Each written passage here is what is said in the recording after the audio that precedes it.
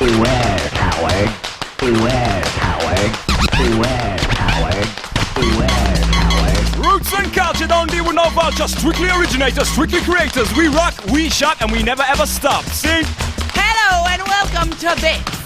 Pretty bangs, can we come to do it again? We plug the microphone into a sound system. We're active, not passive, with velocity. Massive. On tonight's show, we'll be subjecting you to some high-speed, high-energy games. Don't make no fuss, just stick with us, cause we cantankerous and dangerous. I don't know what he just said, but I can tell you to buckle up, sit tight for one hell of a ride. The rev counter will be snapping off in the super cool Super 70s PlayStation title, Driver 2. We'll also be checking into the nearest psychiatric institution with the online free-roaming Insane. And we'll be getting all sweaty cheesy in our test run of a new high-energy peripheral. Roughneck thing, this sounds of blackness. Come to bring the wicked them off distress. We take away your blues, but first, gaming news. News just in, Munch's Odyssey, one of the most eagerly awaited PlayStation 2 titles, is set for a delay. That'll be some trouble for the new Super Console, even before it leaves Japan. Looks like the creator of that lovable green peacemonger Abe from Abe's Odyssey and the subsequent Exodus is finally going to put his money where his mouth is, and seems to be confirming suspicious rumours about the PlayStation 2.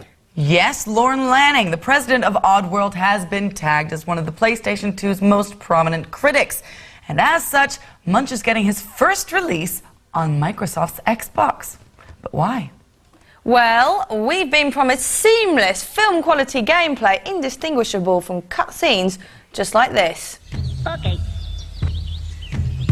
So are we to conclude that the PlayStation 2 isn't up to the task without mucho expensivo jiggery pokerio and fine-tuning? Oh?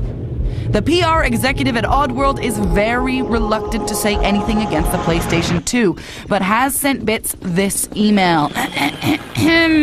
Lord Lanning feels that the capabilities of the Xbox are more suitable to the needs of Munch's Odyssey at this time. I'm quite sure that in the future, Oddworld will also be focusing on development for the PlayStation 2 format. So, don't expect Munch's Odyssey until the launch of the Microsoft machine at the end of 2001, with the possibility of the PlayStation 2 edition to come later. But with all that extra development time, you can expect that this baby's gonna look better than ever. Meanwhile, back in the PC world, it looks like computer heads are gonna be able to access those all-important Sega-exclusive Quake 3 arena maps. Yep, thanks to a handy patch, PC geeks and console kids are finally going to be able to go head-to-head in an online skirmish for gaming supremacy. And just to even out the battlefield, the Dreamcast crew will not only have earlier access to the levels, but also the keyboard and mouse option and a faster ping rate, thanks to the new Ethernet adapter, which will allow the console to make a super speedier, faster broadband connection to the internet. Imagine this could be you. All I can say is get practicing.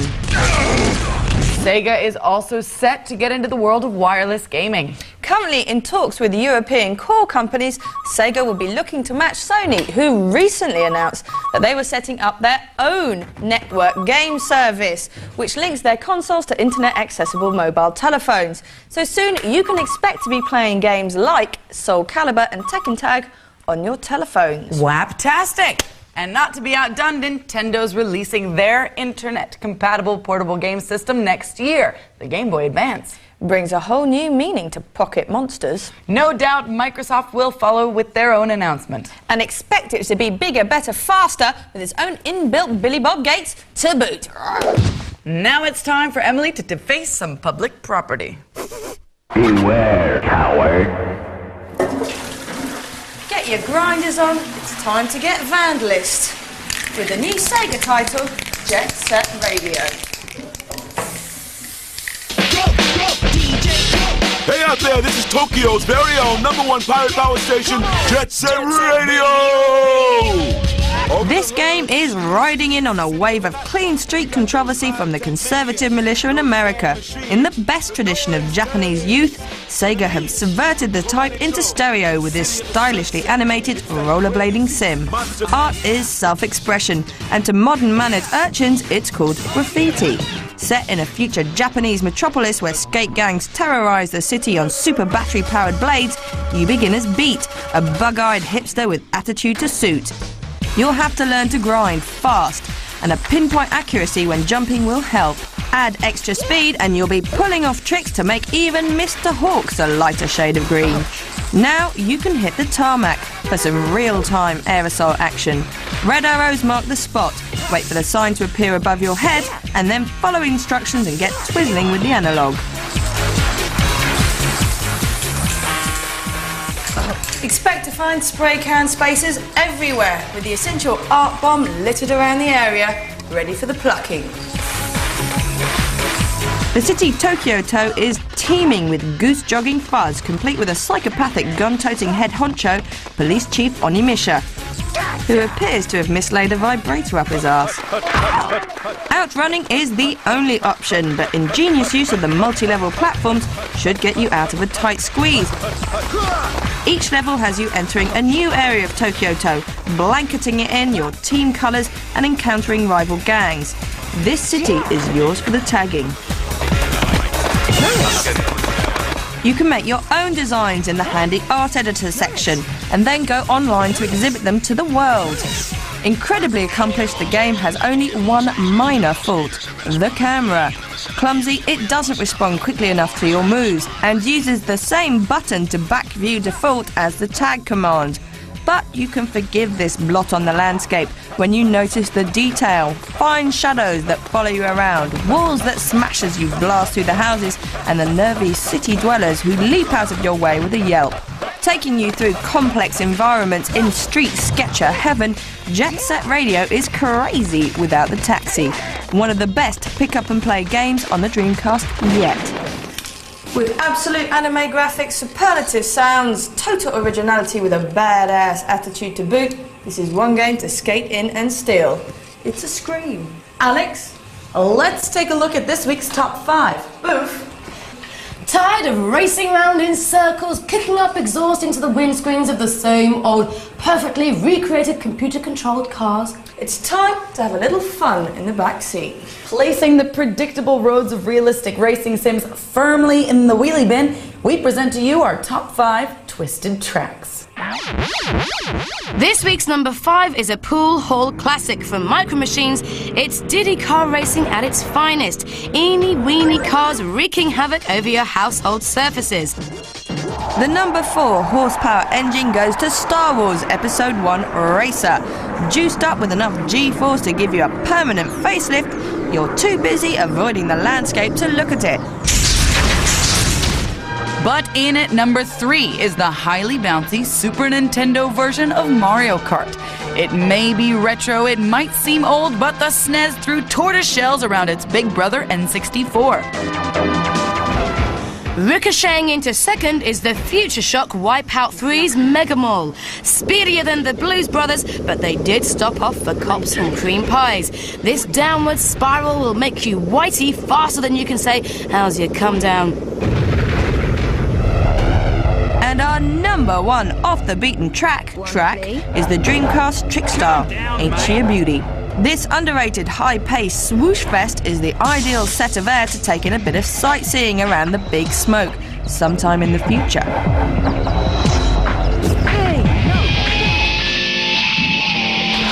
The Hungarians are coming, and leading their interactive revolution is a driving title with a suitably inappropriately translated name. Insane. But get ready to go mad for it, because this is the wheelie driving, white knuckle riding, smash and bash fest we road ragers have been speeding for. Budapest-based developers Invictus and their publishing parents Codemasters are pushing the international goodwill driving boundaries aside, or rather removing them completely, with a brilliant online trackless drive 'em up that would make Karis Matthews go catatonic with road rage. It takes place in that strange fictional stretch of barren land that you often find in games of this sort, somewhere between Bumfudge, Ohio and Nowheresville, Indiana. You and your souped-up automobile pay no attention to the ecological destruction of your wayward off-road meanderings and hightail it around the joint, fulfilling your various race-based objectives. Discard the driving gloves and the expensive Italian leather. This is more of a blue jean butt crack type of game, complete with the charming redneck pastime of ramming your mother-sister's pickup with your Humvee into steaming twists of shards and metal. But why keep all this madness to yourself? Take it out on faceless victims from around the globe.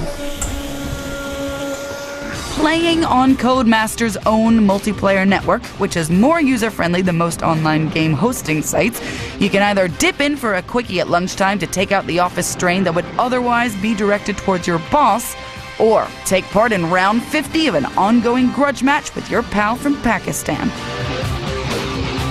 But how does it play? Well, beautifully. It looks great, it sounds great, it even feels great, especially because the developers have given you, the player, full autonomy to customize everything, from on-screen displays to tracks and levels to off-road handling. If this game was a car, Jeremy Clarkston would probably shag it. Take your road rage off the M25, through a sand dune, over a cliff, and on your best friend's roof rack. This is therapy! Insane is pummeling your PC on the 24th of November. Time now to take a look at some of your emails. GeekWatch UK has been a rousing success, with loads of you coming out of the closet to expose yourselves as either Mr. or Ms. Geek UK. Every specky, spotty, anorak spot out there is reclaiming their geekhood. Now, if you fancy joining the fastest growing Revenge of the Nerd revolution, all you have to do is take a snap photo of yourself and send it in along with 50 words on what makes you a geek. All your entries must arrive no later than 2 weeks' time. So if you fancy yourself or someone else looks, acts, or smells a bit like old Wayne here, then let us know. Send it in via our website. Address coming up. This week we've been impressed by Toothless. No girlfriend, nice smile. Butterfly, keep those fingers to yourself. Seamus here, according to his pal, the aptly named Rodney, doesn't get out much. And nor does he shag sheep, but he sure does have a firm grip of his mouse. Last but certainly not least is Lionel. Hello there, my name is Lionel Romulus. I should be the winner of the geek competition because I'm a sexy bastard. I possess an almost infinite arcane knowledge of computers and all things computer-related. My other hobbies include voyeuristic photography, excessive masturbation, and searching through rubbish. Cheerio. And in other news, our top 50 games of all time poll has snowballed into an avalanche of entries. Thus far, there have been over 178 different games nominated. If you want to know more or want to place your vote, hit our website at forlater.com/bits. And finally, many of you have been pestering us about where those computer games technology boys are studying. If you're interested, then check out the University of Abertay in Dundee. Anyway, enough of all this drivel. Let's find out what's coming up in part 2.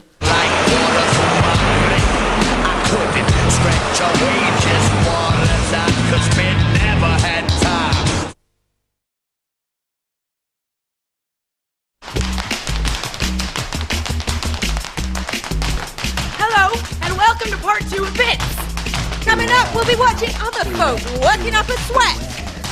And we'll be taking a look at what'll make your fingers bleed right now with this week's Shop Shelf.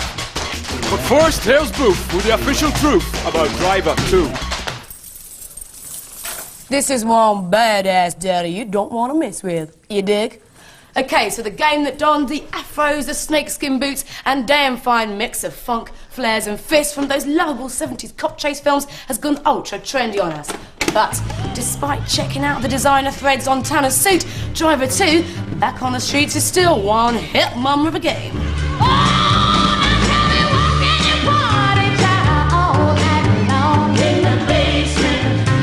Developers Reflections knew what they were up against. Driver was the best-selling PlayStation title in 1999, and Driver 2, still screeching away on the old PlayStation, isn't just sitting pretty 2 years on.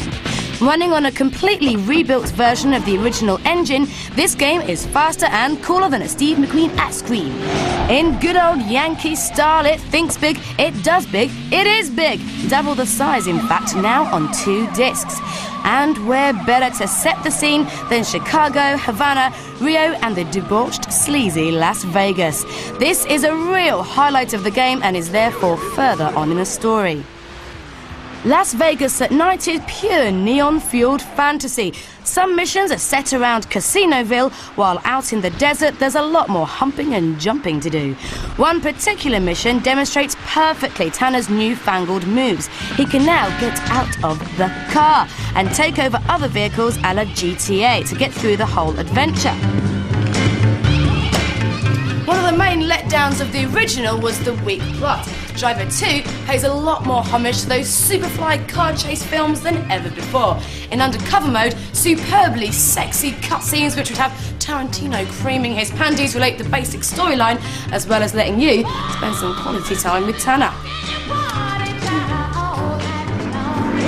Out in the desert, there's a moment where you're racing against a train on the railway tracks. Basically, you've got to reach the tunnel before the train does, but in pure adrenaline-fueled style, once in the tunnel, you see a car stuck on the tracks with someone trapped inside. You've got to get out of your car, swap to this vehicle, and get the humdickety out of there fast as you can to save yourself and the geezer inside from the oncoming train. But if you prefer to, cut to the chase. There are all the old and a few new mini driving games, where you can also play in the brand new multiplayer mode, one all too missed out on last time round. Veterans of the original will be pleased to hear the cities have been tweaked to perfection. And in keeping with the whole movie theme, you can edit your own races in direct mode, which is now a lot more user-friendly. So sit back, place the camera where you want it, and lap it up, bro. Driver 2, Back on the Streets, is coming out on your trusty old PlayStations on November the 17th. Time now to get your watch out for this week's Shop Shelf. Beware, coward. Prepare yourself for the dirty tricks and cunning stunts of one buff American pro. Dave Mirra's name sounds like a reflection, but actually he's a top act BMXer. Gnarl, grind and stall your way through 12 free-roaming street and dirt tracks. Use the trick modifier to create your own riding style.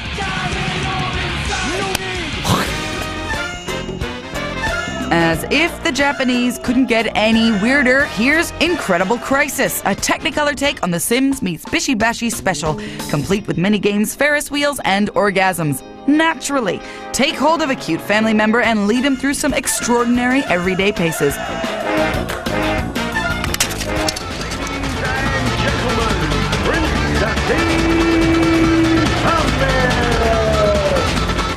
He's the pint-sized ball of swinging fists and dancing feet. He is the eponymous Prince of Fisticuffs. Prince Nassim is finally getting out of the gym and onto your PlayStations. Get into the boxer beat and take on up to 7 friends in a home heavyweight championship. Another licensed racing game hits the shelves with Bugs Bunny and pals at the helm. Space Race follows the lead of its hundreds of cartoon-based precursors such as Mario Kart's Crash Team Racing, Wacky Races, and the list goes on. This arcade racer has 12 tracks spread over 7 extremely colourful worlds.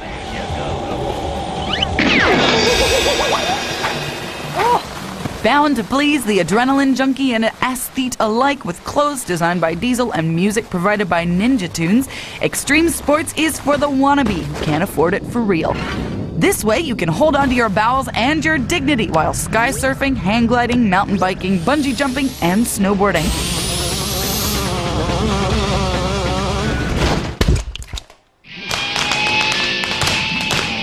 Dingy, grey, sweaty gyms full of beefcakes pumping iron, stretching their quadriceps and constructing that all-important six-pack. Don't they ever feel like a hamster on a wheel? But it doesn't have to be this way. No, because Mad Inventor Steve has come up with a handy link-up between your console and a domestic exercise bike, thus infusing your daily workout with that extra sense of fun and purpose. Steve, what is it?